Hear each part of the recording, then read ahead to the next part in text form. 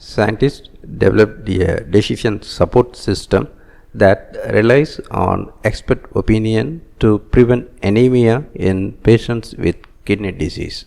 Anemia, a condition characterized by the lack of healthy red blood cells in the body, is common in patients with chronic kidney disease who need to undergo routine hemodialysis, a process that helps to clean the blood when the kidneys don't function well.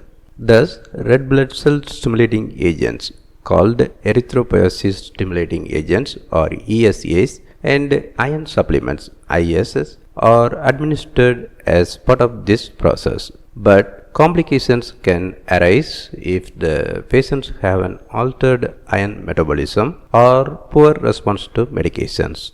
Moreover, the medications tend to be expensive and impose a heavy financial burden on public health. Thus, with such patients currently on the rise but not enough physicians suitably trained to administer treatment, additional support systems with smart decision-making capabilities are highly sought after. One option is to turn to artificial intelligence AI, which seems promising but demands a large data set and is not practical owing to diverse health conditions of patients. So, can something be done to improve the situation? In a recent study published in the International Journal of Medical Sciences, medical researchers from Japan tried to find the answer. They came up with a new approach. Instead of making the AI learn from the complex physiology of the patient's body, they opt for a prediction model based on the decisions of experienced physicians. The researchers say that they got the idea while contemplating the thought process of seasoned physicians. After all, they do not calculate detailed values of vital reactions in a patient's body when deciding dosages, which means prediction models based on biochemistry are not necessary.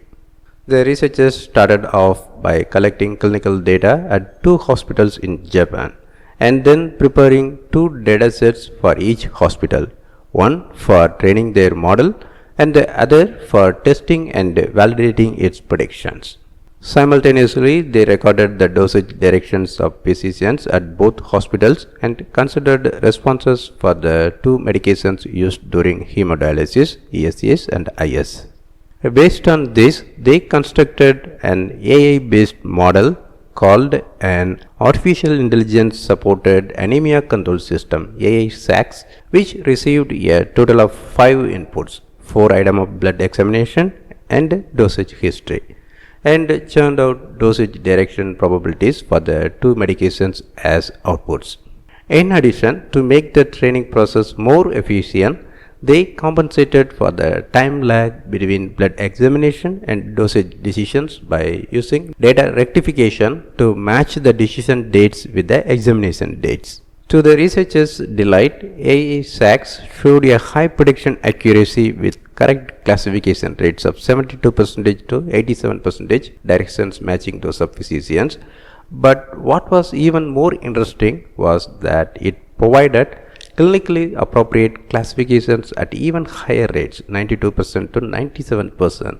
These were directions that didn't match those of physicians and were sometimes provided ahead of them, but were still considered appropriate from a medical viewpoint.